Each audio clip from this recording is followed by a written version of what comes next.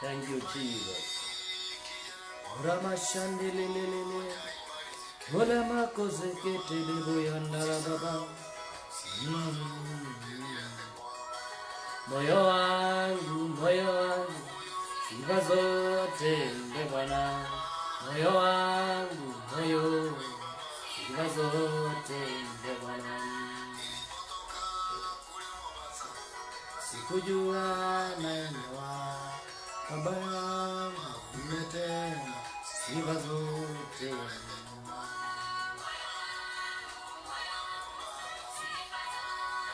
Thank you so much, my viewers, wherever you are watching me from.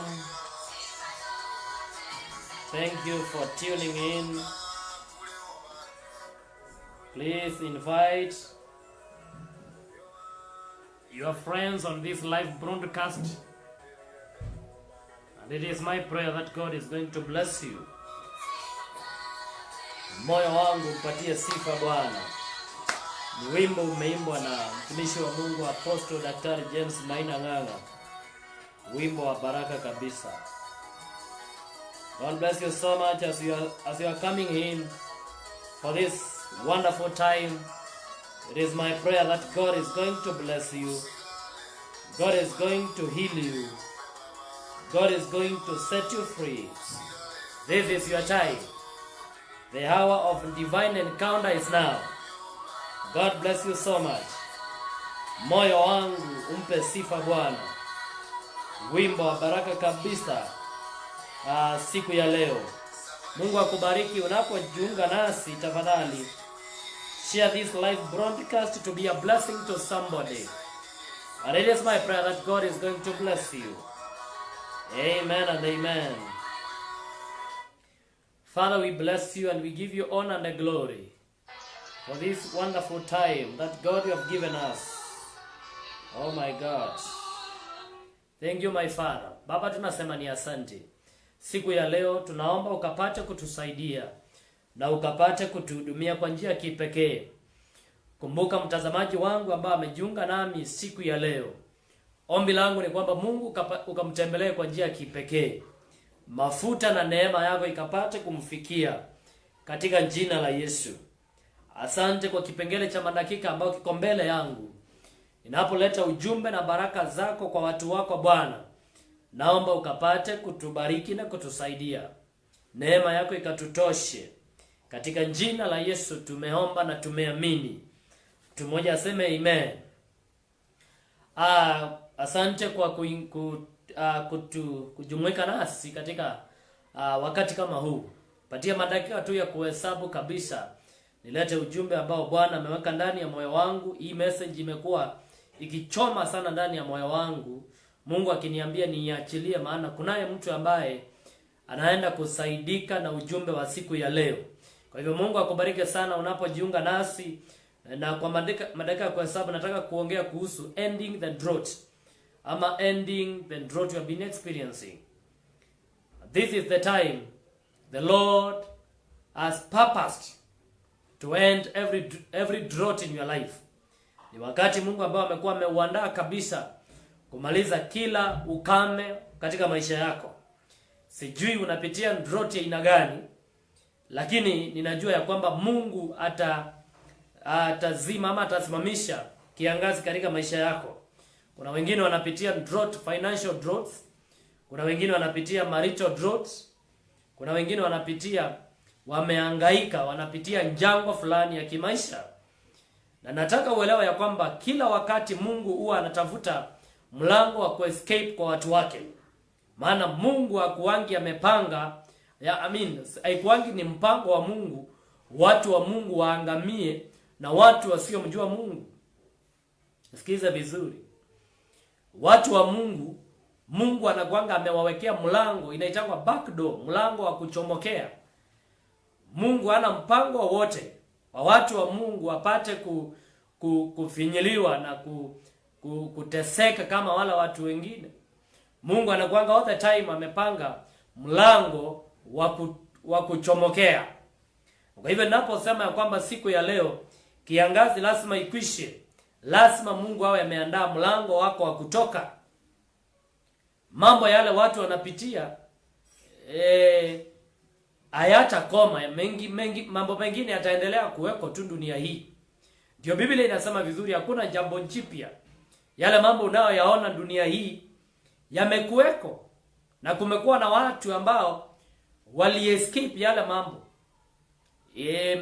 Mambo ambayo unaona yanakabili watu, yanakabili ndoa za watu, yanakabili afya za watu, yanakabili huduma za watu, yanakabili biashara za watu, yanakabili inji, inakabili career za watu. Hii mambo si mageni, yamekuweko tangu miaka ya kitambo. Biblia inasema hakuna jambo jipya. Mambo haya yote unayaona yamekuweko katika dunia hii. Lakini Mungu ameprovide an escape door. Kulikuwa hii si pandemic ya kwanza kuweko. Kulikuwa na pandemic nyingi sana katika Biblia. Hata wakati wana wa Israeli walikuwa kule Misri, there was a pandemic there. Kulikuwa na mambo mengi sana yalikuwa yanatukia katika wakati ule. Lakini kulikuwa na a solution.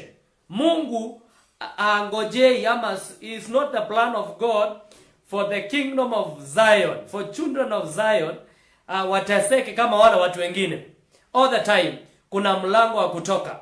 Na leo nimekuja kutangaza ya kwamba janga lolote ambao umekuwa ukipitia inaenda kuisha katika jina la Yesu. Every drought ambao umekuwa experience, it is coming to an end today in Jesus name. Somebody say amen. Wacha tuende pamoja, tuandamane moja kwa moja katika Biblia, kitabu kile cha 1 Kings 17 verse 8. 1 Kings 17 verse 8. 1 Kings 17 verse 8 kuteremka mpaka 21. Inasema hivi.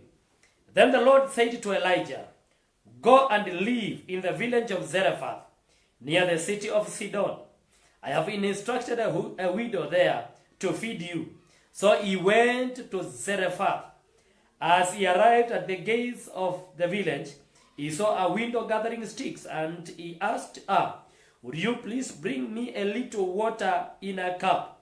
As she was going to get it, he called her, "Bring me a bite of bread too." Verse 12. But she said, "I swear by the Lord your God that I don't have a single piece of bread in the house, and I have only a handful of flour left in the jar and a little cooking oil in the bottom of the jar. I was just gathering few sticks to cook this last meal, and then my sons and I will die." Verse 13. But Elijah said to her, "Don't be afraid. Go ahead and do just what you have said, but make a little bread for me first. Then use what is left to prepare a meal for yourself and the son. For this is what the Lord said, the God of Israel says, there will always be a flour and the olive oil left in your container until the time when the Lord sends rain and the crops grows again." Verse 15. So she did as Elijah said, and she and Elijah and her family continued to eat for many days. There was always enough flour and olive oil left in the containers, just as the Lord promised through Elijah. Biblia inatupeleka wakati huko Israeli kulikuwa na kiangazi, na kiangazi ile it was a great calamity, a great drought, na kulikuwa kumekosekana mvua kwa miaka kadhaa ya kuhesabu, Na kwa hivyo watu walikuwa wanateseka sana pale Israeli, na watu walikuwa wanakufa kwa sababu ya kiangazi. Na mtumishi wa Mungu alikuwa pale pia, anaitwa Nabii Elijah. Na kwa hivyo Mungu akamtuma Elijah kwa mwanamke ambaye anaitwa Mzerafathi katika nchi ya Sidoni. Nisikize vizuri tu, maana leo lazima jangwa ambao unapitia ni lazima ikwishe katika jina la Yesu. Kuteseka kwako ni lazima kukwishe katika jina la Yesu. Kuhangaika kwako ni lazima ikwishe leo katika jina la Yesu. Kwa hivyo Mungu akamtuma Elijah aende mahali panaitwa Zarefathi, kwa mwanamke mmoja ambaye alikuwa ni mjane, mume wake alikuwa shafariki. Na kwa hivyo Elijah alipoenda pale akamkuta yule mwanamke pale, na akamwangiza yule mwanamke ya kwamba apate kumtengenezea mkate. Na yule mwanamke naye akamjibu vizuri kabisa, akamwambia akamwambia hana chochote yako nacho saa hii, alikuwa anajiandaa tu kukula na akufe pamoja na mtoto wake. Kumbuka naongea kuhusu how to come out of a drought. Kwa hivyo yule mama Elijah akamwambia vizuri kabisa, akamwambia nitengenezee mkate nikule. Na hivi ndivyo Mungu anasema ya kwamba hiyo mafuta yako na hiyo unga yako haitakwisha, itaendelea kuwepo mpaka kiangazi ikwishe. Angalia vile mtumishi wa Mungu anampatia maagizo kulingana vile Mungu amemnenea. Kumbuka ni wakati wa kiangazi kizito sana pale Israeli. Na Mungu anamuandaa mtumishi wake kwa ajili ya kumnenea mwanamke mmoja ambaye ni mjane, Mzerafathi pale nchi ya Sidoni. Mungu hata hakumtuma Elijah kwa Muisraeli mwenzake, maana a Sidonian was not an Israelite. Na Mungu akamtuma kwa huyo mwanamke, na Mungu akamnenea vizuri Elijah, akamwambia zungumza na huyo mama na umwambie akutengenezee mkate ukule, nayo njaa haitaonekana kwa nyumba yake. Tumoja aseme amina. Na kwa hivyo yule mwanamke akatii na akaenda akatengeneza mkate, na kwa kweli kulingana na maneno ya mtumishi wa Mungu, mkate wa kwanza akamletea mtumishi wa Mungu. Maana kuna njia za Mungu kumaliza ukame katika maisha yako. Na maandiko inasema ya kwamba alipokula unga haikukauka tena katika nyumba ya yule mwanamke mjane. Na Biblia nimefurahia sana scripture ambayo hapo nimekuwa sijawahi notice ama sijawahi iona, licha ya kwamba nimekuwa nikisoma hapo sana. Biblia inasema kabisa ya kwamba hiyo miaka hiyo, wakati huo wote ambao mafuta yaliendelea kupatikana na unga iliendelea kupatikana, yule mwanamke bado aliendelea kukula na nabii. Maana aliangalia kitendo cha kwanza akaona, for the first time nilipopeana mkate mafuta haikuisha na unga haikuisha. Na kwa hivyo kupitia ile mlango Biblia inasema kabisa yule mwanamke aliendelea kuishi a life of abundance. Licha kwamba wale wengine walikuwa wanateseka. Ilikuwa ni njaa kubwa sana. It was a great calamity. Watu walikuwa wanakula watoto huko wakati huo. It was a big disaster in Israel. Lakini kwa sababu ya yule mwanamke kusikia sauti ya Bwana na kumlisha nabii mkate, unga haikuisha na mafuta haikuisha. Nataka nitangazie mtu wakati kama wa leo ya kwamba unga wako hautakwisha na mafuta yako haitakwisha katika jina la Yesu. Yule mwanamke aliendelea kunona wakati wale wengine waliendelea kukonda, na ni kwa sababu ya kwamba alimpatia nabii mkate wa kwanza. Na maandiko inasema ya kwamba na licha ya vile mafuta yaliendelea kupatikana na unga iliendelea kupatikana, hakujiwekea disconnect between herself and the prophet. Aliendelea kupika mkate na kumpatia nabii, nayo mafuta yaliendelea kupatikana na unga uliendelea kupatikana. Licha ya kwamba mvua haikunyesha wakati huo, lakini Mungu aliprovidea yule mwanamke. nimekuja kutangazia mtu siku ya leo ya kwamba God is going to provide for you miraculously in the name of Jesus. God is going to provide for you miraculously in the name of Jesus. Somebody say amen. Hallelujah to the Lamb of God. Oh my God. Verse 14. For this is what the Lord God of Israel says. There will always be flour and olive oil left in the container until the time when the Lord sends rains and the crops grow again. So she did as Elijah said, and she and Elijah and her family continued to eat. Hallelujah. For many days. Yeye na nyumba yake pamoja na Elijah waliendelea kukula pamoja. Kuna principle nataka uishike vizuri, mtu wa Mungu, ya kwamba mahali ambapo Mungu amekupatia msaada, don't disconnect with it. Don't disconnect with the source, because when you disconnect with the source, you are going to experience drought again. Maandiko inasema vizuri kabisa ya kwamba yule mama aliendelea kukula na Elijah, na kwa hakika kulingana na neno la nabii Elijah, unga haikuisha na mafuta haikuisha. Nimetumwa na Bwana nikutangazie ya kwamba siku ya leo kiangazi ambacho unakiona katika maisha yako itaenda kukoma kabisa. Sijui unapitia hali ngumu ya aina gani katika maisha yako, sijui umeteseka, sijui ni unapitia hali gani ya maisha yako, lakini Mungu anaenda kukuondolea hiyo hali, kama vile alimtembelea mwanamke Mserafathi katika nchi ya Sidoni wakati wa Elijah. In the name of Jesus. Somebody say hallelujah. Wacha twende moja kwa moja katika kitabu kile cha Luka. Nasema leo kiangazi lazima itakwisha. Leo lazima Mungu akutengenezee njia. Hautateseka kama watu wasiomjua Mungu. Haturuhusiwi kuteseka kama wale watu wasiomjua Mungu. Basi kwa nini tumtumikie Mungu kama tutaendelea kuteseka kama wale watu wasiomjua Mungu? Kunalo njia Mungu ameandaa, na ile njia ni la kukusaidia na ni la kuunganisha wewe na muujiza wa Bwana. Wakati mambo yamechacha na milango imefungika, Mungu anatafuta mlango, na ule mlango ni wa muujiza. Na mtu wa Mungu nisikize vizuri ya kwamba Mungu si mapenzi ya Mungu aone watoto wake wakiteseka kama watu wasiomjua Mungu. Kitabu kile cha Luka mtakatifu 10 verse 5 to 12. When you enter someone home, huyu ni Yesu alikuwa anaongea na wanafunzi wake, na alikuwa anawatuma kwa nyumba za watu wa Israeli.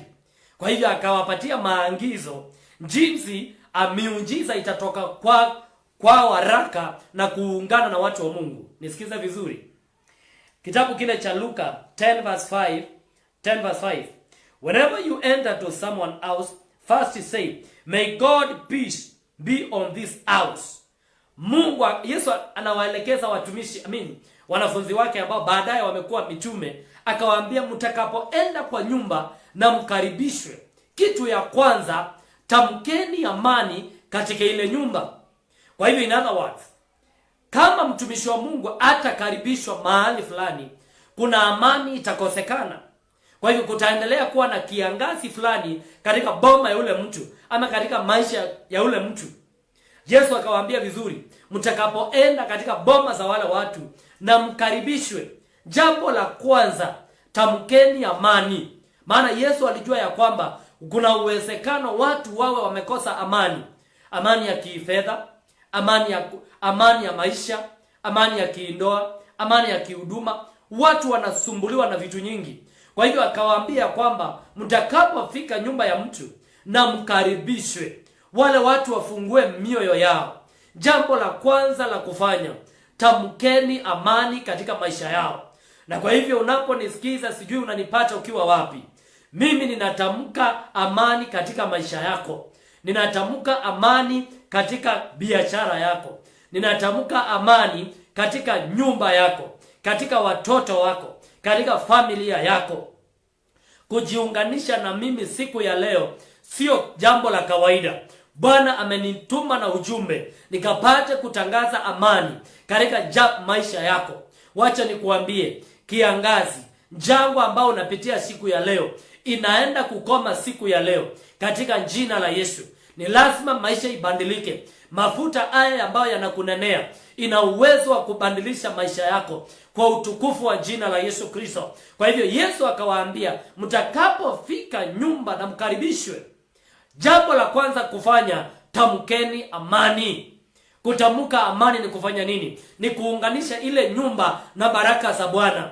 Ni kuunganisha ile nyumba na unabii. Ni kuunganisha ile nyumba na miujiza ya Bwana.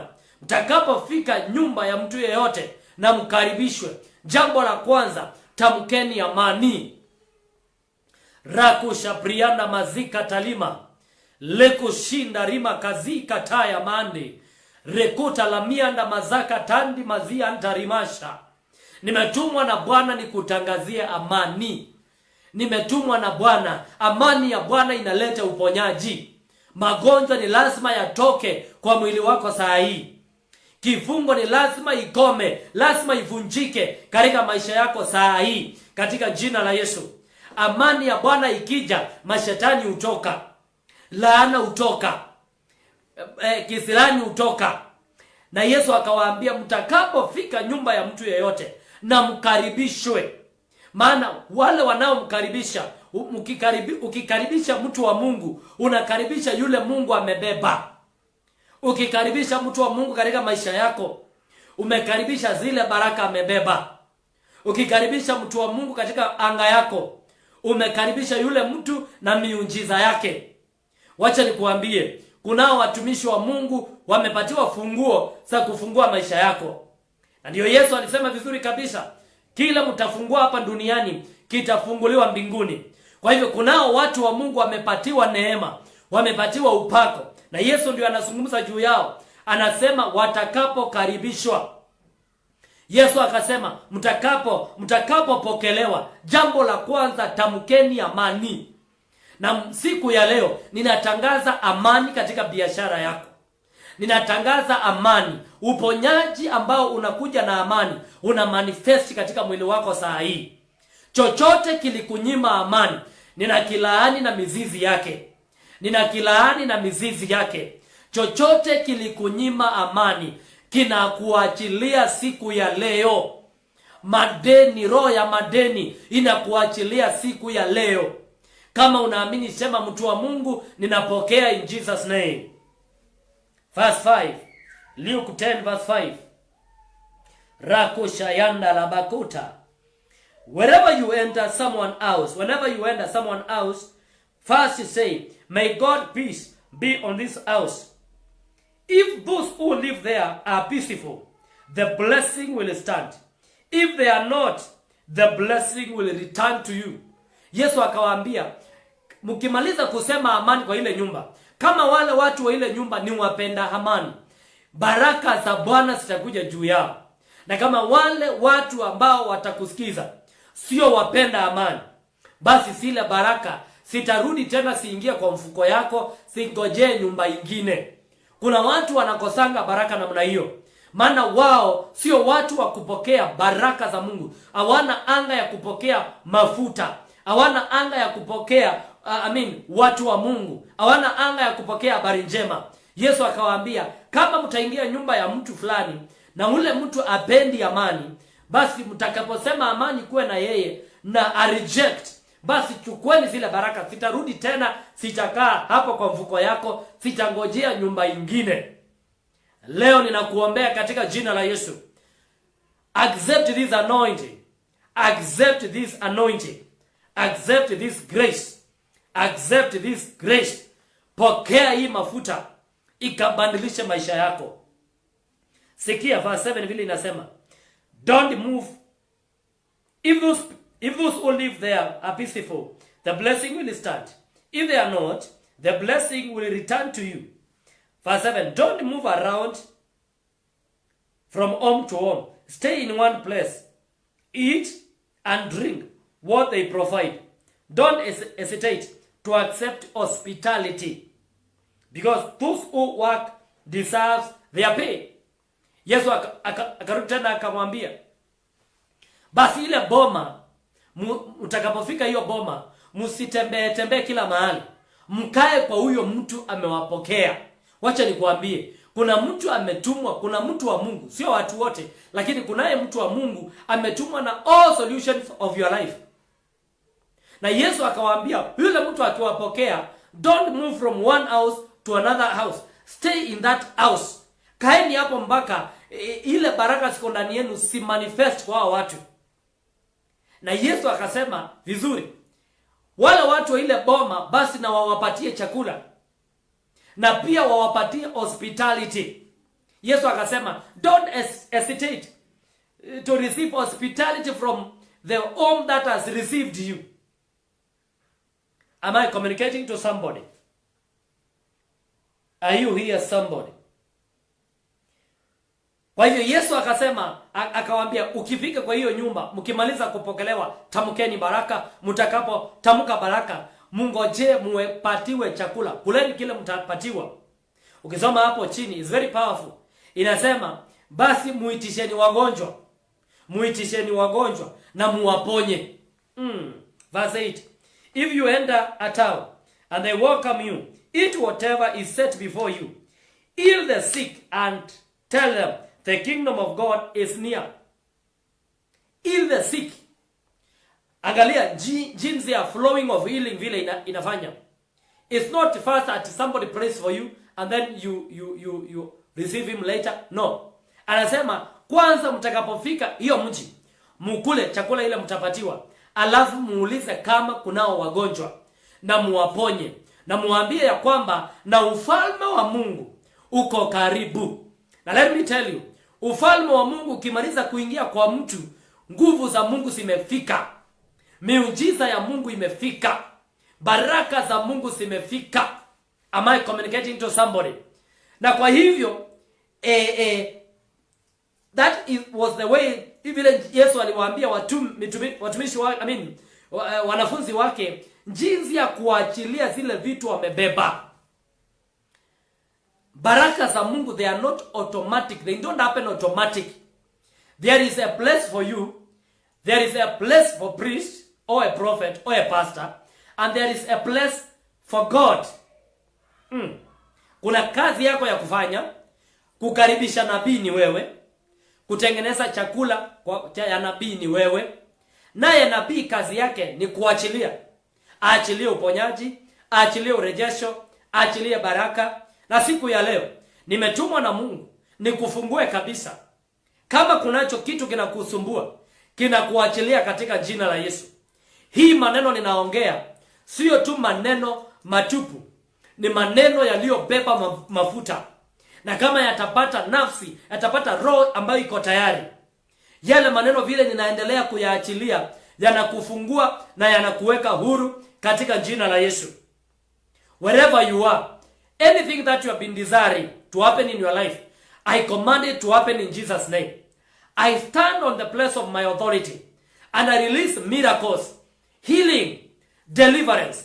I connect you with your next level in the name of Jesus. I command situation in your life to change. I command conditions in your life to change. In the name of Jesus, the Son of the living God. That tumor is coming out of your body. That pain is leaving you right now. In the mighty name of Jesus. Rejection is losing you by power and by anointing. In the mighty name of Jesus. The drought must end right now. Drought must end right now. Any drought you are experiencing must end right now. In the name of Jesus, the Son of the living God. Somebody say hallelujah. 1 Corinthians. Now God bless you so much. Those who are tuning in. Charles Thomas from Voy. God bless you so much. My brother Joshua Kelly. God bless you so much. Mungu akubariki. Yeyote ambao umejiunganisha na hii neema, maisha yako haitakuwa ya kawaida tena. Sema haleluya. Tuende moja kwa moja katika kitabu kile cha Wakorintho wa kwanza. 1 Corinthians chapter 9. Naongea kuhusu ending drought, kumaliza kiangazi katika maisha yako. Kukaukiwa, kuteseka. Mungu hataki ukaukiwe kama vile watu wa dunia wanakaukiwa. Mungu hataki uteseke kama vile watu wa dunia wanateseka. Kama ingekuwa hivyo, basi hakungekuwa na haja ya kuwa na Mungu. Purpose ya sisi kuwa na Mungu ndio tusikae yale maisha wala watu wengine wanakaa. Ndio Mungu ametupatia uponyaji, ametupatia ukombozi, ametupatia baraka, ametupatia nguvu zake. Purpose ya anointing ni kuchange kile ambacho kimetuaffect katika maisha. Na ndio Biblia inasema Isaiah 10:27, anointing breaks the yoke.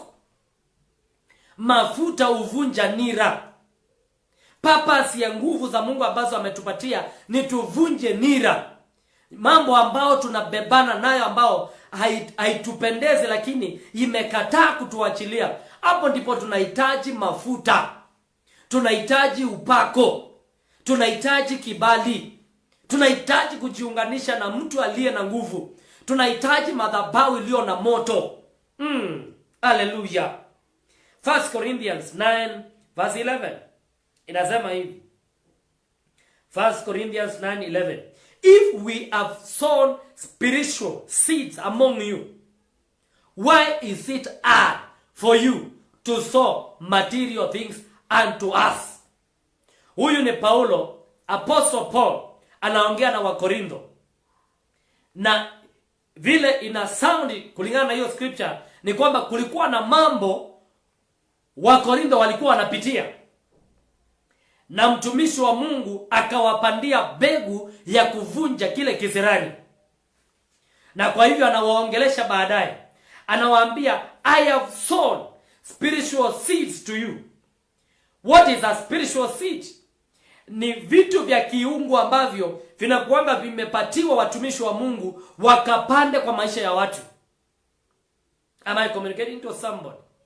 Ni baraka, ni uponyaji, ni ushindi, ni kuinuliwa. Kuna kuanga kumewekwa ndani ya watumishi wa Mungu, alafu wanatumwa kwa watu wa Mungu. Kwa hivyo Paulo anawauliza vizuri,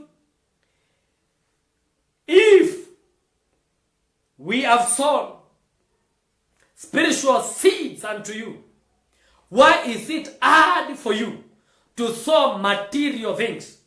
Lazima ushike revelation hapa ya kwamba spiritual things and material seed, spiritual seed and material seed goes hand in hand.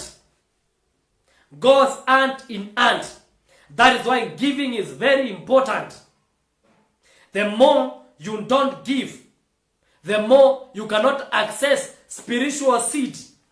What you need, you, my viewer, is not necessarily material things. What you need is a seed, is a spiritual seed. Because the spiritual seed will explode in your life. Hauhitaji maziwa, unahitaji ng'ombe ya kukamuanga maziwa. Leko zika maande repo kofianda mazika. Leko shika riba kafianda mazi. Telepi katanda rabaketa rima. Yalabalabalaba. Yelabakusha katanda raba. What you need is a spiritual seed. Kwa hivyo Paulo alikuwa anawaongelesha, anasema ya kwamba we have planted spiritual seed to you, and the spiritual seed have become material things to you. I mean, on your side. Then we are asking for a seed of it. We are asking for a seed of it. Everything in this world is in a cycle motion. Everything in this world is in a cycle motion. Lazima ujiunganisha namna hii, nayo ikuunganisha namna hii. Kwa hivyo Paulo anawaambia, tumewapandia. We spoke healing to you. We spoke deliverance to you. Tuliongea vitu vya baraka. Then why is hard for you to plan on us? In other words, alikuwa anawaambia kwamba your giving speaks volume in the matters of the kingdom of God. Na kwa hivyo wakiendelea kama vile sasa shetani anajaribu kuzuia watu wasijekuwa watoaji, anajua kabisa anaendelea kuwagandamiza. If you don't give as you used to give before the church lockdown, my friend, you are not growing and you are not stagnating. you are decaying. You are decaying. If you are not tithing the way you used to tithe before the church lockdown, you are not growing and you are not stagnating. You are decaying. Giving gives you access to spiritual things. That is why Paul anasema ya kwamba tumewapandia vitu vya kirohoni. Why are you feeling hard? Now anytime you will find yourself feeling hard to even listen to the message of giving. The message of giving. You are feeling hard even to give. You are not stagnating. You are not decay. You are not growing. You are decaying. Am I communicating to somebody? And one way to come out of your drought, the drought that you have been experiencing, it is by planting a material thing to the altar. It is connecting yourself with the anointing of man of God and planting a seed. Am I communicating to somebody? Maana inasema Wagalatia inasema apandacho mtu, apandacho. Inaanza kusema na msidanganyike. Don't be mocked. Mungu adhiakiwi, na apandacho mtu ndicho avunacho.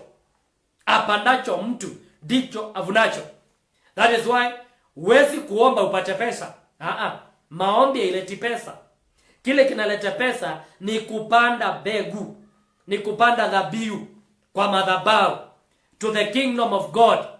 Na wale ambao wanawakilisha that kingdom of God, they are men and women of God.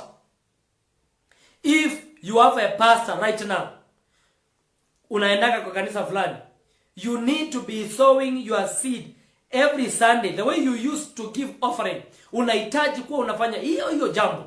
Now the more you are stopping, the more you are not doing that giving, the more the drought is magnifying itself in your life. Kuna watu saa hii, they are not struggling at all. We have men and women in this nation who are making huge profits. They are prospering, wanaendelea vizuri kabisa. Why? Wameelewa the principle of giving and how to come out of a condition and demonic situation.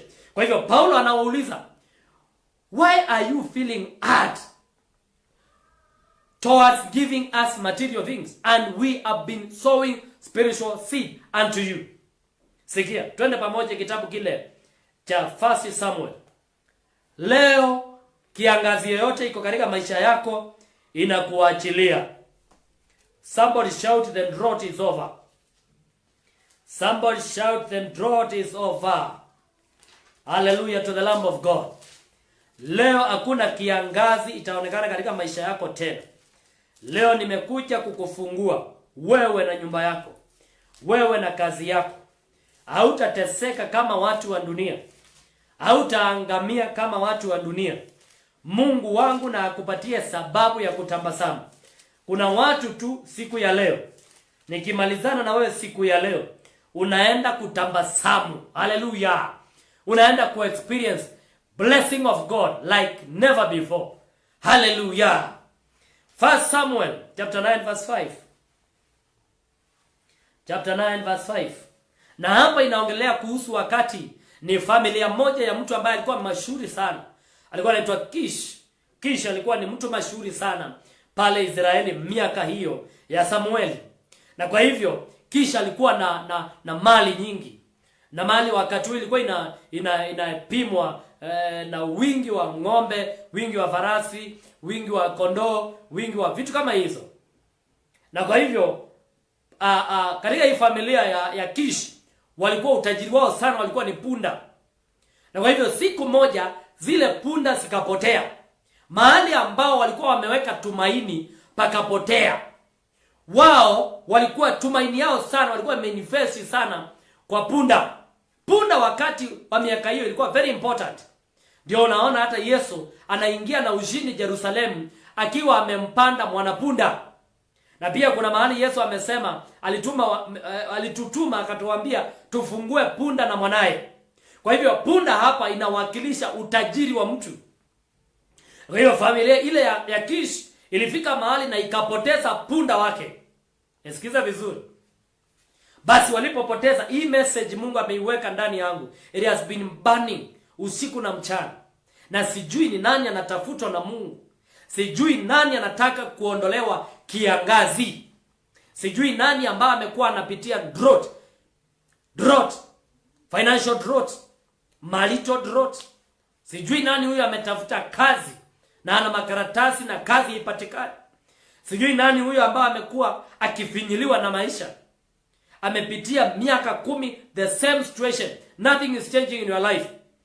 This is your day. As long as you are receiving this anointing, your life is changing in Jesus' name. Drought is leaving you in Jesus' name. Kwa hiyo familia hii ya Kish walipoteza punda zao. Na watoto wake wakatumwa wakatafuta zile punda. Kwa mawazo yangu naona ya kwamba hakuna mtu alikaa katika ile boma. Wote walitawanyika wakaenda kutafuta punda. Maana punda ndio walikuwa tu tegemeo wakati wa nyumba yao, katika maisha yao. Ninaongea na mtu ambaye kile umekuwa ukitegemea saa hii kiko katika hali ya hatari. Nimetumwa kama mtumishi wa Mungu, as a prophet of God, to connect you with what you lost. Because I have a mandate in this land of the living. And my mandate is to connect men and women of God with what they lost. Because upon Mount Zion, there shall be deliverance, holiness, and restoration. I therefore prophesy restoration upon your life. Kwa hivyo punda wa huyu mzee wakapotea. Na watoto na nyumba mzima na wafanyakazi wote wakatoka wakaenda shughuli za kutafuta punda. Na wakatafuta sana na hawakuzipata. Am I communicating to somebody? Na kwa hivyo wakafika mahali wakajua ya kwamba vile exhaust all means. Oh my God. I don't know who I'm talking to. Jesus. Lakusha katara makusha. Rabi kabrianda mazi talamasha. Katanda lamazi katai fariandi. Kwa hivyo wakafika mahali wakajua ya kwamba we have exhausted all means ambao tungetumia kupata punda.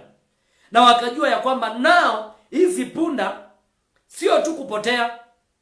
There is spiritual interference with our father's wealth. Na kuna vitu vya kiroho ambao vimeingililia utajiri wa baba yetu. Na lazima tutafute mtu ambaye anaweza kutupatia msaada wa rohoni. Anayeweza kutupandia mbegu ya kiroho. Ndiposa tukapata kuungana na punda zetu. Lazima tutafute msaada wa mtu. Wakasemezana. Lazima tutafute mtu. Wakasema hapa Israeli, Jerusalem, kunaye nabii. Acha nikusomee. 1 Samuel 9 verse 5. Inasema hivi. Finally they entered the region of Zap. And Saul said to his servant, "Let's go home. By now, my father will be more worried about us than about the donkeys." Verse 6. But the servant said, "I have just thought of something. There is a man of God who lives in this city. He is held in high honor by all people because everything he says comes true. Let's go and find him. Perhaps he can tell us which way to go." But we don't have anything to offer him. Saul replied, "Even our food is gone, and we don't have a thing to give him." Verse 8. Well, the servant said, I have one small silver piece. We can at least offer it to the man of God and see what will happen. In those days, if people wanted if people wanted a message from God, they would say, "Let us go and ask the seer." For the prophets used to be called seers. Am I communicating to somebody? Kwa hivyo walipokuwa ni kama wamefika mahali wamechoka. Walikuwa wamechoka na kutafuta. Wakaamua, Sauli akasema, "Siturudi nyumbani sasa maana tumetafuta hatujapata punda." Yule mfanyakazi alikuwa anafanya kazi na mtumishi wa Sauli. Kumbuka hii ilikuwa ni family kubwa. Akamwambia, "No, tusirudi nyumbani kabla hatujaenda kwa nabii. Maana mji huu kunaye nabii ambaye anaweza kutuondolea hii kiangazi ya kutafuta punda ya baba yetu, kunaye mtu wa Mungu ambaye anaweza kutusaidia. Sauli akauliza swali very important. Tutaenda na nini kwa huyu mtumishi wa Mungu na hatuna chakula na hatuna chochote? Huyu mfanyakazi akasema ya kwamba ana sehemu ya fedha kidogo. They knew before even we go to man of God, we need to organize ourselves, because men of God, there is a way, kuna vitu vya kutoa ndani yao. Unaweza kukaa na mtu wa Mungu miaka na mikaka na hakuna kitu utawaitoa kwa anga yake, kwa sababu hujajua jinsi ya kupokea. Yesu akawaambia, ile nyumba mtakayoenda, kwanza mkipokelewa, mkionyeshwa hospitality, mkiandaliwa chakula, kuleni kile mtapewa, then ask, muulize kama kuna wagonjwa. Kwa hivyo wale watu walikuwa wanajua that principle, so they went. Yule mfanyakazi akasema, nina fedha kidogo, twende. Na wakaenda kwa mtu anaitwa Samueli. Ukisoma hiyo chapter 9 utaona kabla hata wajafika kwake, kwa sababu ya vile walikuwa wamejiandaa, Mungu alikuwa amenena na Samueli. Vile huwa unajiandaa kujiunganisha na mtu wa Mungu, ndivyo Mungu anakuanga amemuandaa mtumishi wa Mungu. No matter uwe mnajuana ama mjuani. Kwa sababu yule Mungu when you are preparing yourself to meet a priest, to meet a prophet, it's only you are not only preparing yourself to meet that prophet, but the God of that prophet. Kwa hivyo walipokuwa wanajiandaa, naye Mungu alikuwa anaandaa nabii kwa ajili ya maisha yao na kwa ajili ya punda kurudi. Na kweli walipokutana na Samuel aliwaambia vizuri kabisa, punda ambazo mmekuwa mkitafuta zilipatikana wakati mgani? Wakati walisema, we have something small to offer the prophet, we have something we can give to the prophet. That time wakati walikuwa na waza hiyo, wakati hiyo iliingia kwa mawazo yao, kiangazi yao ilikuwa inakwisha. Kwa hivyo kama drought ambao unapitia itakwisha, itategemea upande wako, sio upande wangu. No, ni upande wako, na si upande wa Mungu, ni upande wako. Vile utajiandaa ndivyo Mungu atajiandaa.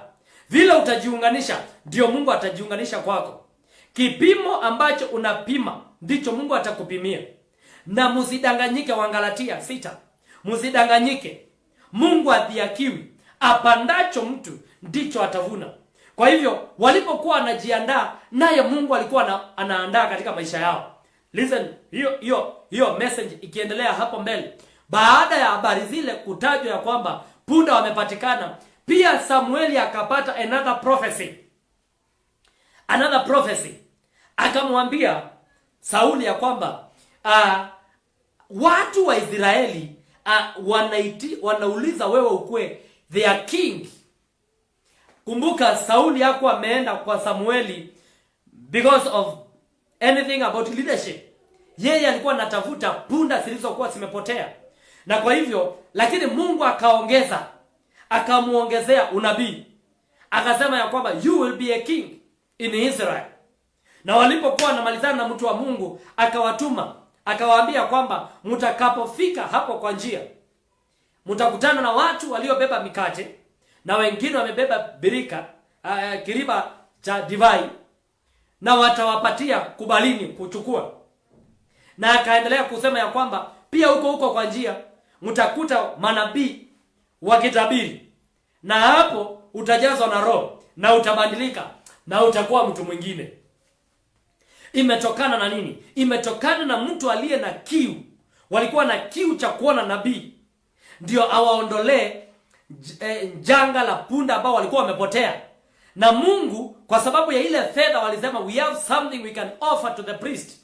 Mungu akawafungulia milango zaidi. Hiyo kiangazi unapitia, unaweza ibadilisha, ikuwe tu si muujiza moja, ikuwe multiple miracles in your life. It will depend on you. It will depend on you. Wao walibadilisha, ikakuwa sasa sio punda kupotea, Hata kuna unabii umetolewa, watakutana na watu walio na mikate kwa barabara, watawapatia mikate, watawapatia sijui mbuzi, watawapatia divai, na hapo hapo pia watakuta wana wa manabii wakitabiri, na wao wataingiwa watabiri. Manabii wakitabiri na wao watatabiri. Sauli atatabiri. Biblia inasema you will be changed, you will be another person. Kwa hiyo vile alitoka kwa nyumba ya Kish akiwa sio vile alirudi. Jangwa ilikwisha. Na kutangazia siku ya leo. Sijui unanitazama ukiwa wapi. Sijui unanisikiza ukiwa wapi. Lakini kiangazi yeyote ambayo iko ndani ya nyumba yako inakwisha siku ya leo katika jina la Yesu. Laana yoyote imekuwa ikikutafuta. Problem zote, maradhi na magonjwa, vitu ambao ulipoteza. Nasema ya kwamba sio tu kurudishiwa peke yake, lakini unaongezewa. You are not receiving one miracle. You are receiving multiple miracles. Unapokea miujiza nyingi siku ya leo. Hauhitaji kwenda kwa Samueli tena, maana Samueli hayuko. Samueli alikaa wakati wa Sauli na wakati wa Kishi. Yule yako saa hii anaitwa Apostle Meshach Kiilu wa King's Love Ministry, Kadhekane Mtito wa Day. Hauhitaji kwenda kwa Elijah tena, hata ukianza kumtafuta utamuona. Lakini kunaye yule amesimamishwa wakati huu na wakati wetu. Vile utajiandaa kujiunganisha na yeye, ndivyo Mungu atajiandaa kujiunganisha na wewe. Maana we represent him. We represent him. We are called apostles, apostolos. We have been sent forth by him to present his dealing to you, and also to take your issue to present to him. We are in the midst. Priest is somebody who is in the midst. Anawakilisha masuala ya Mungu kwa watu, na anachukua masuala ya watu anapeana kwa Mungu. Am I communicating to somebody? And as you are watching right now, nachukua yale mambo ambao unayapitia na ninayaweka mikononi mwa Bwana. Some of you within 2 hours you will testify.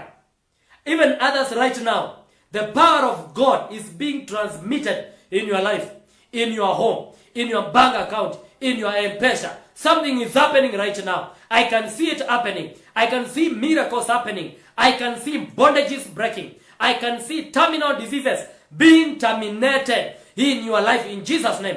I can see drought leaving you in the name of Jesus. Men of God, they are drought terminators. Men of God, prophets can terminate drought. And therefore, any drought that you have been experiencing right now, it is disappearing out of your life in Jesus' name. Somebody say amen. I can't hear you. Somebody type there amen and amen and amen. Hallelujah to the Lamb of God. Matthew 10:23. Matthew 10:40. Wacha nisome 40 first. Matthew 10:40. Naongea kuhusu kumaliza jangwa, kiangazi. Hauruhusiwi, nisikize, hauruhusiwi kuteseka kama watu wasiomjua Mungu. Na kama ingekuwa hivyo, hakuna haja ya kumjua Mungu basi. Hauruhusiwi kuhangaika kama mtu asiyemjua Mungu. Purpose ya kumjua Mungu ni tutembee na uungu. Na hakuna mtu ametembea na uungu akakuwa wa kawaida. Hallelujah. La kusha mahanda rabash. Reko za prianda mahandele kush. Drought is leaving you in Jesus' name. Wewe umetafuta kazi. Ati unatafuta kazi. Mji kwenda mji. Na hakuna mtu wa kukuajiri. Iyo kiangazi. Na itangazia, if I be a man of God, inakauka kuanzia leo in Jesus' name. Wewe umeng'ang'ana na kabiashara kamoja, akawezi kakatolesha matunda. All the time unapitia kiangazi, one level. I'm telling you, hiyo kiangazi, it is evaporating out of your life in Jesus' name. Kama unapokea, type hapo amen, amen, amen, ni kuone in Jesus' name. Matthew 10. Matthew 10. Matthew 10. Matthew chapter 10. Verse 40 to 42. Ni Yesu anaongea na watumishi wake hapo, wanafunzi wake. 40 inasema hivi, Matthew 10 verse 40 to 42. Anyone who receives you receives me. Anyone who receives me receives the Father who sent me. Sikia. Anyone, Yesu akawaambia, yule atakaye wapokea nyinyi ninayowatuma. Sababu sio watu wote wametumwa. Kuna wale tumetumwa kwao, sio watu wote wametumwa. Na ndio unaona sio kila mtu ana message yako. Kuna mhubiri ana message yako. Kuna mtu sasa ananisikiza anajua this message 100% belongs to me. Why? I've been sent to you. Na kwa hivyo Yesu akamwambia, yule atakaye wapokea amenipokea. Na akimaliza kunipokea amepokea Baba yangu. So, angalia hiyo picha. Niangalie nyuma yangu ona Jesus, na nyuma ya Jesus ona God the Father. Na hivyo ndivyo muujiza unafanya kazi. Akawaambia Matthew 10:40, anyone who receives you receives me. Anyone who receives me receives the Father who sent me. So there is a way to receive vitu vya Mungu. Number one, you must receive the messenger. There is no way you can receive the message without receiving the messenger. So you must receive the messenger. You must receive the priest. You must receive the prophet. Na ndio maana ni kitu inastahili kukutisha sana kuona churches zikiwa zimefungwa. Because kuna watu ambao they are not receiving the message. And as long as they are not receiving the message, they have not received the messenger. And they will not receive the one who gave the message. It's my prayer that from this moment, this grace will destroy every work of the devil in your life in Jesus' name. 41. If you receive a prophet as one who speaks for God, you will be given the same reward as that prophet. If you receiving the prophet of God enables you to receive the reward of a prophet. Because we, the prophet, we speak on the behalf of God.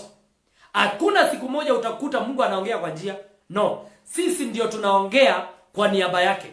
Akitaka kuongea anatuambia, anaambia watumishi wake wanaongea vile anataka.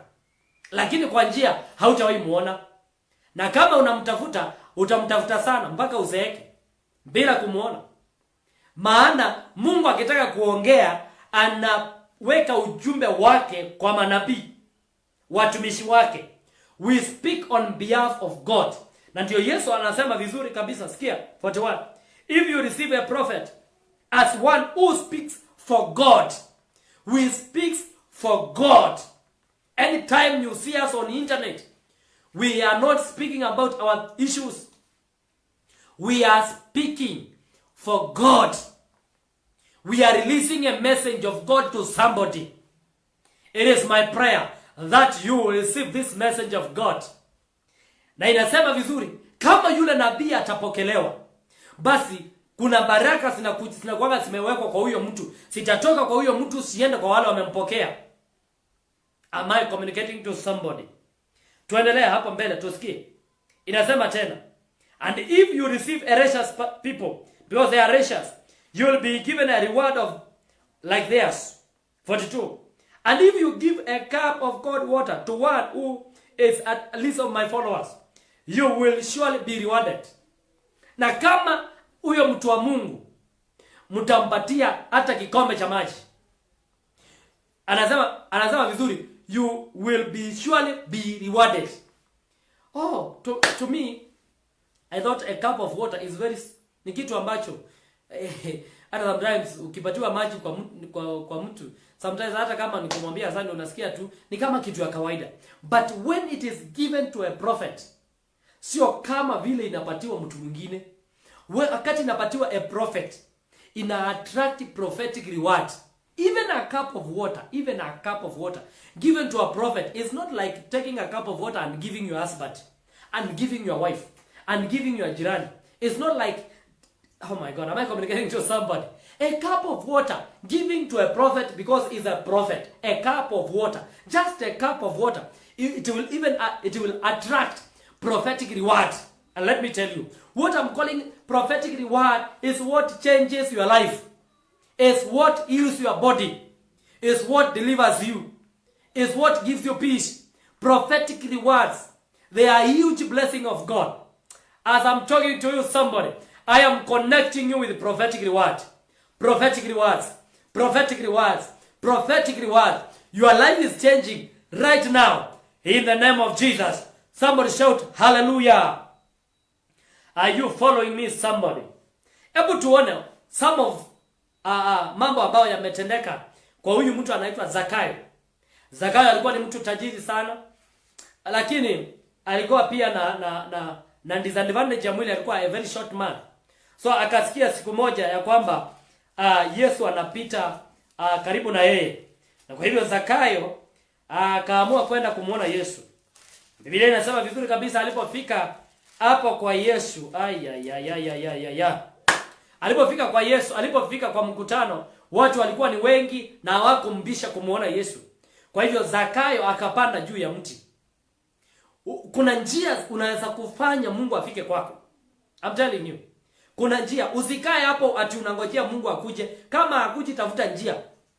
Tafuta njia ya kujipendekeza kwake. Na njia moja ya kupendekeza kwake ni kujiunganisha na manabii, ni kujiunganisha na madhabahu, ni kutoa dhabihu zako, ni kumtumikia Mungu. Njia moja ni kwenda. Sasa hivi kuna lockdown ya church, but majority of you ambao mnanitazama, hata you have not even gone to that church kuangalia tu vile iko, ni kwenda kuisafisha, kwenda kuiosha. Ukiona Mungu akuji kwako, tafuta mahali alipo, uende hapo. Am I communicating to somebody? Mwanamke huyu anatokwa na damu miaka 12. Blood inatoka. Maana inasema ameenda kwa waganga, ameenda kwa madaktari, pesa imekwisha. Anasikia Yesu Mnazareti anapita. Basi akaenda kwa ule mkutano wa Yesu. Akakuta watu wamejaa namna hii. Alipokuta watu wamejaa namna hii, akajua ya kwamba hapa mimi sitafikiwa. Biblia inasema alijitafutia njia ya kulinguza pindo la Yesu. Na hakuambiwa na mtu anguze pindo la Yesu. No, kuna vitu unaweza kuamua kufanya wewe mwenyewe. Usikie ndani ya moyo wako, I want to change my story. Na uamue ndani ya moyo wako, I must release what I have to the kingdom. I must release what I have to advance the gospel. I must release. Lazima nijitafutie njia ya kupatana na Mungu. Kwa hivyo Zakayo akafika mahali, akakuta watu wamejaa, na yeye ni mfupi kabisa.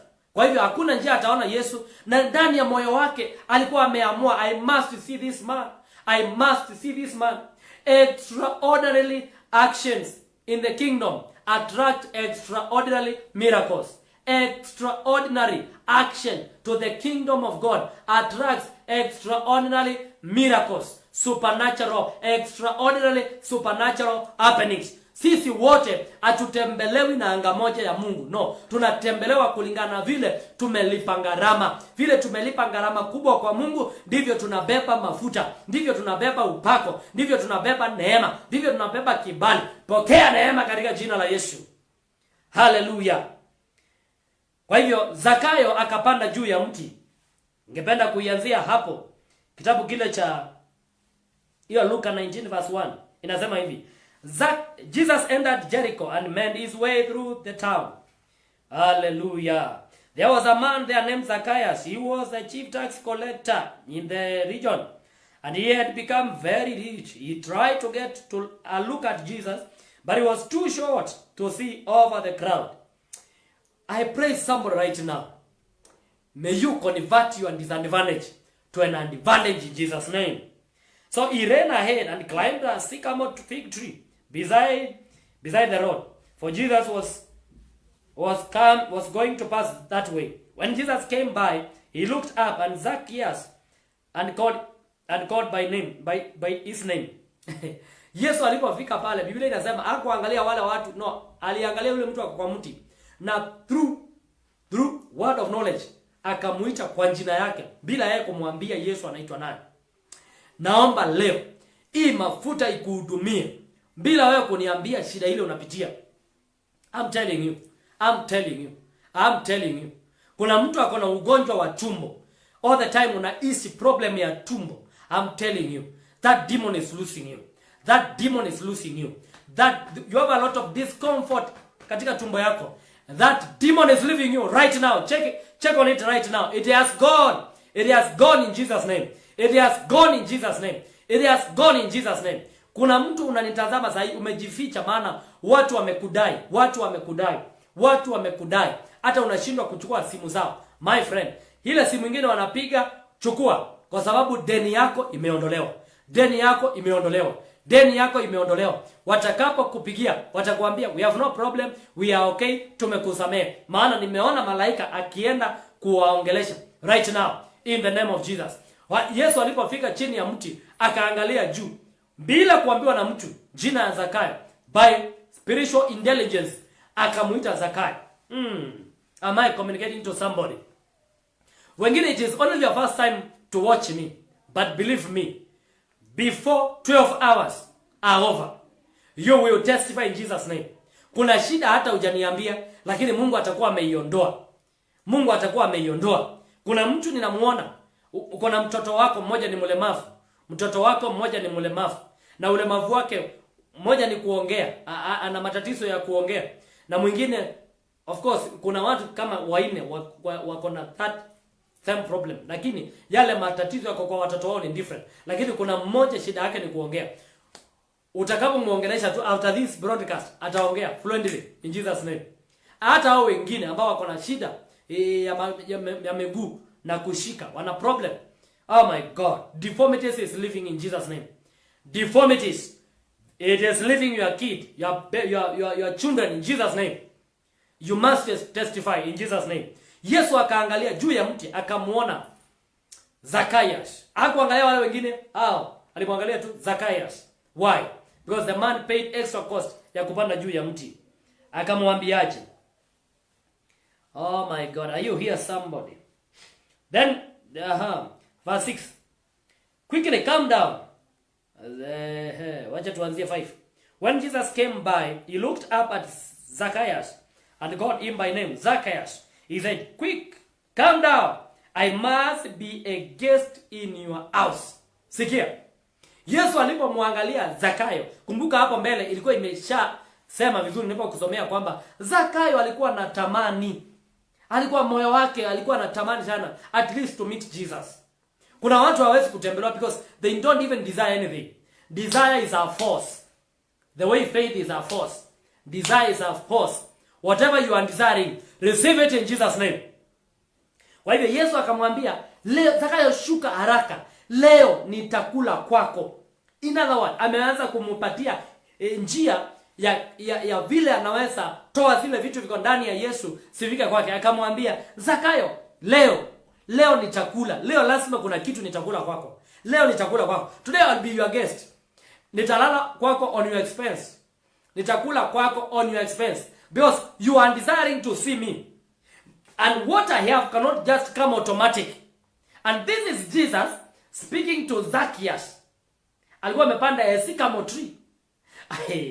Karabakusha yandi. Some of you, even hata kabla sijaendelea sana, some of you, kuna vitu lazima vitoke kwako ndio Mungu akuje kwako. Ni lazima kuna vitu uachilie. Na kama hautaachilia, well and good, but you will remain in the same condition. You will remain in the same condition. Kama Zakayo angeamua ama short man, sitapanda kwa mti, Yesu angekuja kwake. Yesu anampatia condition number 2. Condition number 1 ilikuwa Zakayo lazima apande juu ya mti. Condition number 2 ilikuwa Yesu akamwambia, shuka upesi, leo nitakula kwako.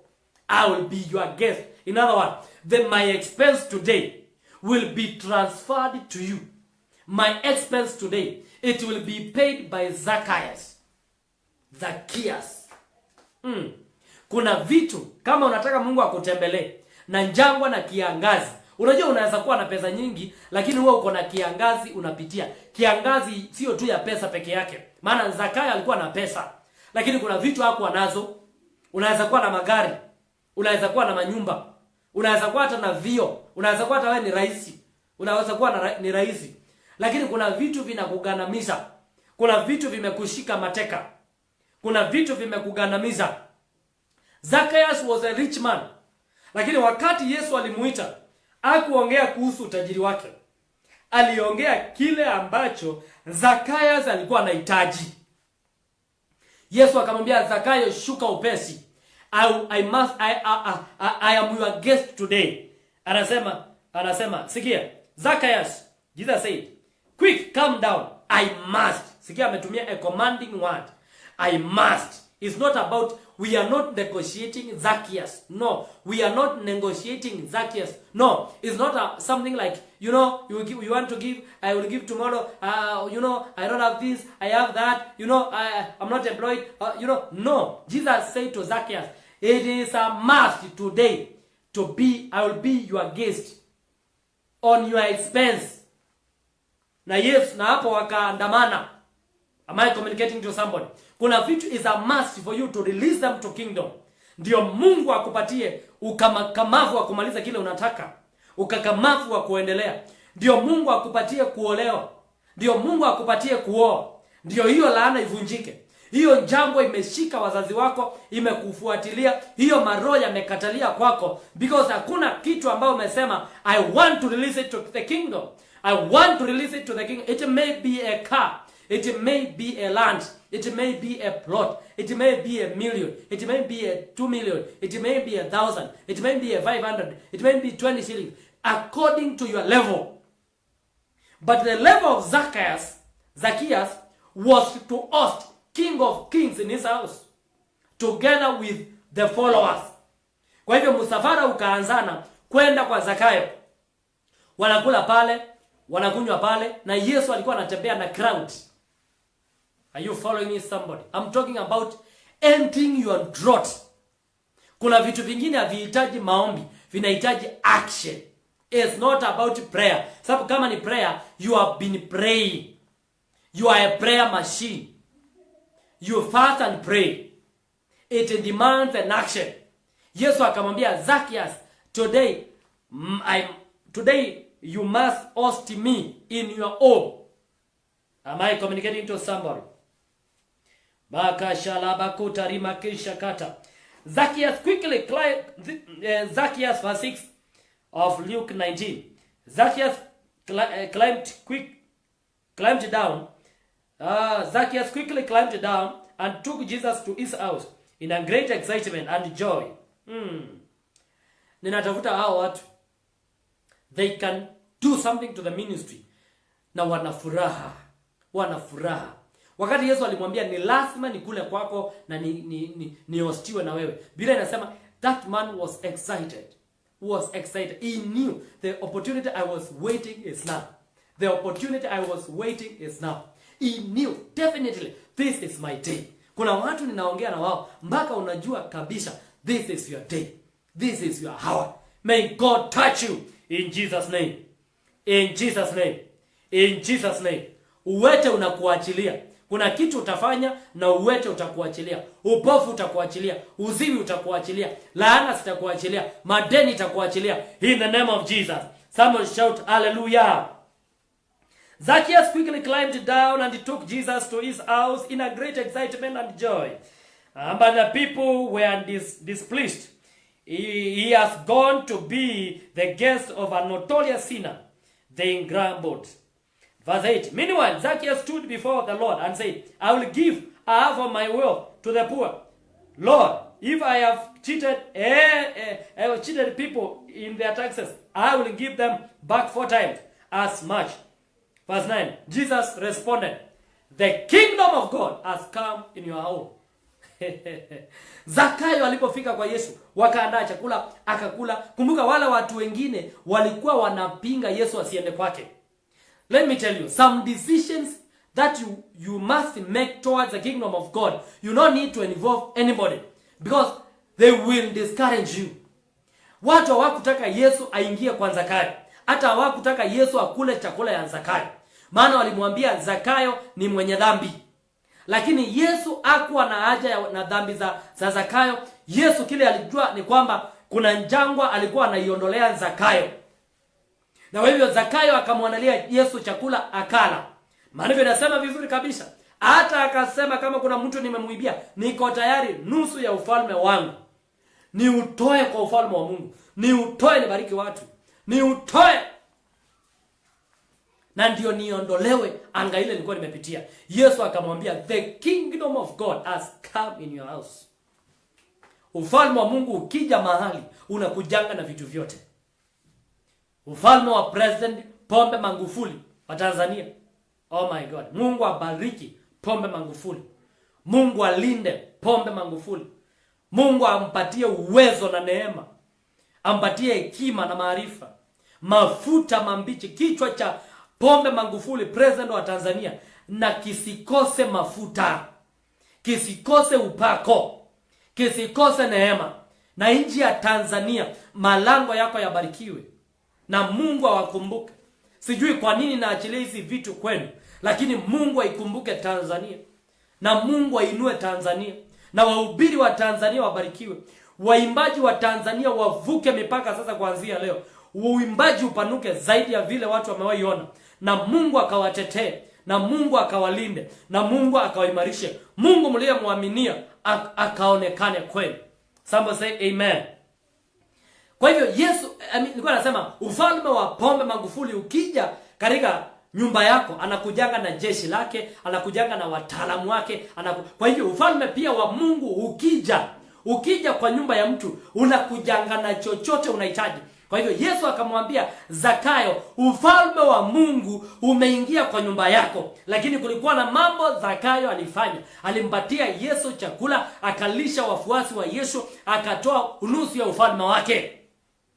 Natangazia mtu unayetazama, sijui uko continent gani ya dunia hii, ufalme wa Mungu unakuja kwa nyumba yako in Jesus name.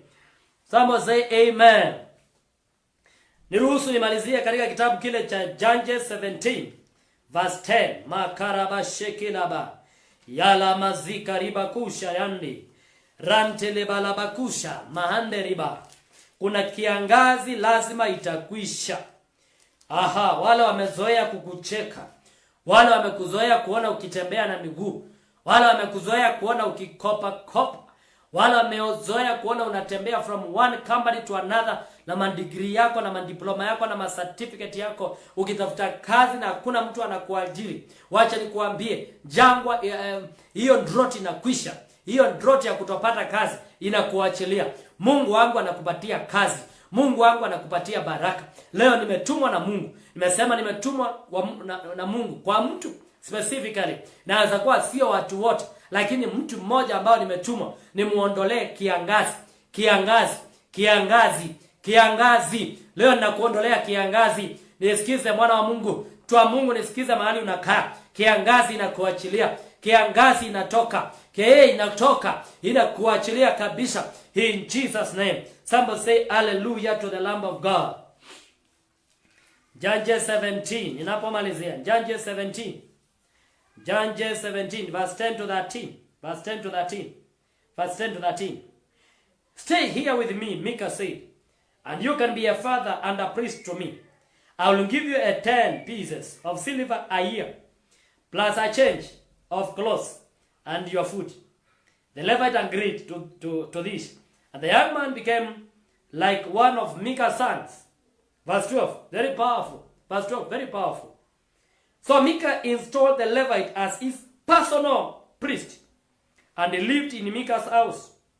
Verse 13, I know the Lord will bless me now, Micah said, because I have a Levite serving as my priest. Huyu alikuwa ni mtu alikuwa anaitwa Micah. He was a prominent man, a very huge, big man in those times, in that society. Biblia inasema kabisa siku moja akakutana na kijana Mlawi akitembea. Akamuuliza, kijana unaenda wapi? Asa mimi natafuta tu mahali nitapokelewa. Mafuta inaendanga mahali imepokelewa. Mafuta inaendanga mahali imepokelewa. Inaweza pokelewa nchi ya mbali na ifanye kazi huko. Na ikosa kufanya hapo karibu iko. Huyu kijana alikuwa ni Mlawi. Na Walawi ndio walikuwa wanatoa priest, makuhani. Kwa hivyo alikuwa anatembea. Na alipokuwa anatembea from house to house, of course alikuwa ametoka mahali pengine ambao hakupokelewa. Kwa hivyo alipokuwa akitembea akakutana na mtu anaitwa Micah.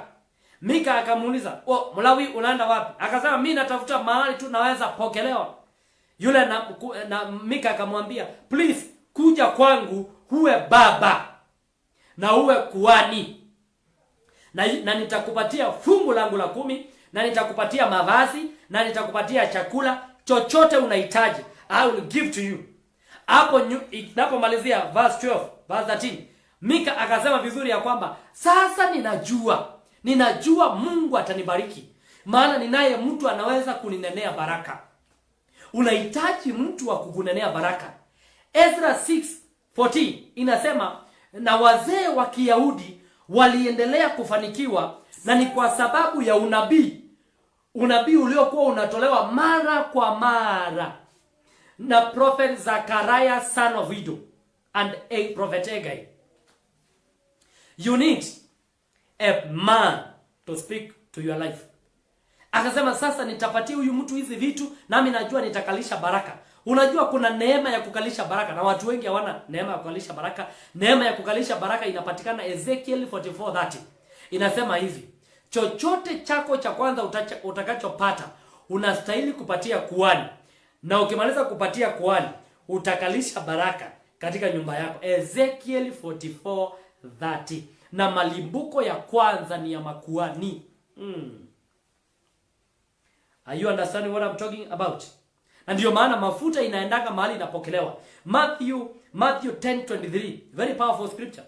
Yesu akawaambia, when you are rejected in one town, look for another town. I tell you the truth, you will not finish going through the cities of Israel before the Son of Man comes. Yesu akawaambia wanafunzi wake ambao walikuwa the first apostles, akawaambia, anywhere you are not accepted, don't waste time there. Please go to another city. Now before even you go to another city, the Son of Man will manifest in your life. I'm telling you, anointing inaendanga mahali imepokelewa. Kama haijapokelewa, Yesu amepeana ruhusa ya huyo mtu aende to another city, na hapo akipokelewa hiyo mafuta ifanye kazi hapo. Kuna wahubiri wa Kenya, mafuta izaidii wa Kenya, inasaidia wa Tanzania. Kuna wahubiri wa nchi zingine, mafuta izaidii huko, inasaidia kula wamepokelewa.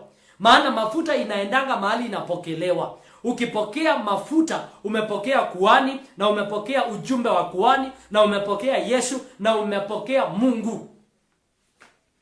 Oh my God, I want to pray for somebody. Drought lazima ikwishe. Na ndio unaona shetani yako na mchezo anacheza. Anamaliza dhabihu kwa madhabahu. Maana anajua dhabihu ikikwisha kwa madhabahu, drought imeingia. Drought inaingianga automatically dhabihu ikikosekana kwa madhabahu. Sadaka za mtu zikikosekana kwa madhabahu, kiangazi inaingia automatic. Na ndio kitabu kile cha Daniel 12:11. Danieli alionyeshwa roho ya Antichrist. Wakati ambao alionyeshwa roho ya Antichrist at the end of times. Na hiyo roho ya Antichrist alionyeshwa kwamba ilikuwa inakuja kumaliza dhabihu kwa madhabahu.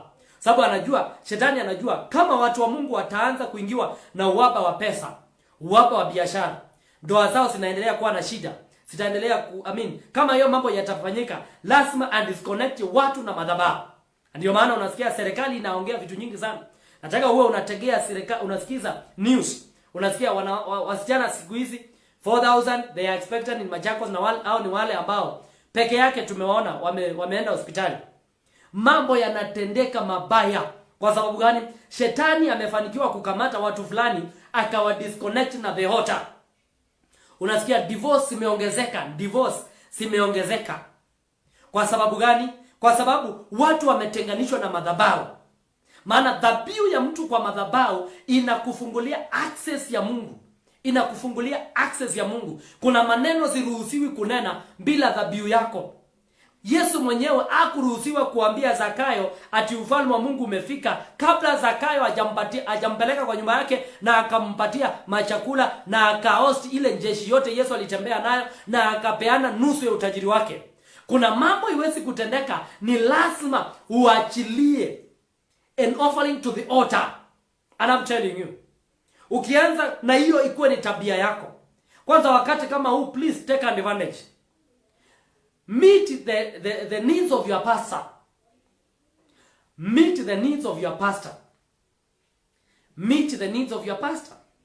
Una namba yake ya simu. Call him. Shop for him. Connect yourself. Usiseme kanisa imefungwa ati you know what, there is no tutaenda. No. Namba ya pastor ndio kikapu cha sadaka. Mdomo ya pastor ndio mdomo ya Mungu. Tumbo ya pastor ndio tumbo ya Mungu. Tumbo ya pastor ikiingia, tumbo ya kuhani ikiingia chakula, tumbo ya Mungu imeingia. Anaweza akatabiri. Am I communicating to somebody? Ninapomalizia nataka kuomba na pamoja na wewe. Ninajua Mungu amekuhudumia kabisa. Anajua ukweli uko ndani yako. Anajua Mungu ataendelea kukunenea. Na najua message hii itakufungua. Na sio wewe peke yako, itafungua wengi. Sijui unatazama hii message lini. Lakini as long as imefika kwako, it is fresh kama vile imeachiliwa. Mungu wangu akakubariki. Kuna namba ya simu iko hapo ya M-Pesa. Chukua hiyo namba, jiunganishe na hii madhabahu. Sema, mtu wa Mungu, mimi kikombe yangu ya maji baridi ndio hiyo. Fungu langu ya 10 ndio hiyo. Mtumishi wa Mungu, nimejua wewe ndio mdomo ya Mungu. Kama uongei, Mungu aongei. Na ndio unaonanga nabii akinyamaza, Mungu amenyamaza. Nabii akiongea, Mungu ameongea. Yeah, na it's very dangerous when a prophet is not speaking. Very dangerous. Because a closed mouth is a closed destiny. Wakati amefunga kinywa aongei, kwanza akuongeleshi wewe, unastahili kubabaika sana. Wakati a man of God is not speaking to your life, unastahili kustuka sana katika maisha. Because as long as a man of God is not speaking in your life, a evil priest is programming your life. Kuna mtu ninamuona kwa anga, uliota usiku ukikula panya, ulikuwa unakula panya, ulikuwa unakula vitu kama hizo. Mungu ananiambia kwamba anakukomboa saa hii. Kuna kitu inatumwa kwa anga yako, but God is delivering you right now in Jesus name. Right now in Jesus name. Right now in Jesus name. Right now in Jesus name. Healing is coming in your body. Healing is coming in your marriage. Healing is flowing. My God, I sense power of God. Hiyo namba ya simu iko hapo. Weka fungu lako la 10. Weka sadaka yako. Na kama ni kitu ambacho hakiwezi kuingia hapo, basi nipigie baadaye. Tutaongea na Mungu ataonekana. Allow me I pray for you. Naitwa Meshek Kilo Apostle. King's Love Ministry Mutito Andei. Mahali panaitwa Katekani. Rakusha mayanda laba. Barrenness is leaving you.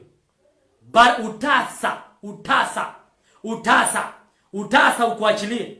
Ninaongea na utasa. Loose in the name of Jesus. My God. Achilia mtazamaji wangu katika jina la Yesu. Wewe ambaye ulikuwa umefika mwisho, tukimalizana hapo saa hii, utapinduka pande hii ukute milango imefunguka, na utapinduka pande hii ukute milango imefunguka. Mungu wangu atathibitisha kile ninasema. Aliyeniita na amenilinda mpaka wakati huo, atakusaidia. Atakufungulia milango. Atakutengenezea njia. Naona njia zinatengenezwa. Kwanza from now mpaka hii mwezi ikwishe tu. You will see miracles you have never encountered. Men are commanded to be a blessing to you. Women are commanded to be a blessing to you. Great men are commanded to help you. Destiny helpers are coming to assist you. In the name of Jesus. Mungu wangu akuwe Mungu wako. Ukabarikiwe wewe na nyumba yako. Nimekunena baraka. In the name of Jesus. Ninapotoka katika hii mitandao, Mungu wangu akuwe Mungu wako. Neema hii Mungu amenipatia ni hudumu wakati wa kipindi cha miaka yangu. Ikuwe neema yako. Aliyeniita aite mtoto mmoja wako, amtumie. Mungu anayenitumia saa hii, atafute mtoto mmoja wako amtumie. Na kama si mtoto wako, akutumie wewe. Na dhabihu hiyo umetoa, na sadaka hizo umetoa, kwa hiyo namba iko hapo. Hiyo sadaka ikupatia access ya kuaccess hii neema katika jina la Yesu. Mungu ambaye ameniwezesha kupanuka kwa muda mchache, akusaidie. Do you know nahubiri even in mimi kanisa yangu iko village. Niko huko village. Lakini neema hii imefungua watu mijini. Imefungua watu ng'ambo. Mungu wangu akusaidie. Nimekubariki. Mwanangu, nimekubariki. Barikiwa, njia zako zibarikiwe. Mahali utapisha mlango, wakubali kufungua. Mahali utaomba maji wakupatie. Hapo unaenda kuomba kazi wakupatie katika jina la Yesu. Mahali tu biashara yako itasimama, mbingu ikuje kupiga kambi hapo. Mbingu za Bwana sikuje kupiga kambi hapo. Hautaondolewa hii dunia na magonjwa, na hautalala kitanda cha hospitali, na hautachekelewa. Maadui zako hawatakuchekelea tena. Mungu akupatie baraka ya kukuheshimisha, baraka ya kukuheshimisha. Hautazika mtu wako. No, hautazika mtu wako. Malango yako haitaingia mshala wa magonjwa. Malango yako haitaingia laana. Malango yako au la pa kuza keta rabakita. Faramaza katalima shikara. Yela maza katanda ramasha ketarima. Hautalala kwa kitanda cha hospitali. Mungu wangu amekuponya. Mungu wangu amekupenda. God bless you so much. I'm Apostle Meshach Akilu, King's Love Ministry. Nikikuaga kwa kusema jangwa lolote ambayo ilikuwa ndani yako, famine, disaster, calamity, drought, devastating drought, ambayo ulikuwa una experience in any area of your life, it is over now in Jesus name. God bless you so much. God bless you so much. Barikiwa sana, Precious Willie. Barikiwa sana. Oh my God. Barikiwa sana. Oh, Precious Willie. Then drought is over. It is over. Then drought is over. Joshua. Then drought is over. Thomas. Then drought is over. Oh my God. You will never remain the same again. In Jesus' name. I'm coming to celebrate your wedding. I'm coming to celebrate. To dedicate your building. I'm coming to dedicate your car. I'm coming. Oh my God. My God. My God. Something huge is happening. I'm coming to dedicate your business. Your life will never remain the same again. Kuna mtu anaumwa na mgongo. Kuna uchungu unapanda kwa mgongo, unateremka, unapanda kwa mgongo, unateremka. Right now as I'm talking to you, it is leaving you now. It is leaving you now. By the power of the Holy Ghost. It is the pain, every pain in your body. Out. Loose and go. Loose and go. Pain in body. Any pain in your body. Any pain in your body. Loose and go. Disappear. Out. In the name of Jesus. Receive your healing. Receive your miracle. In Jesus' mighty name. God bless you so much. Until next time. God bless you.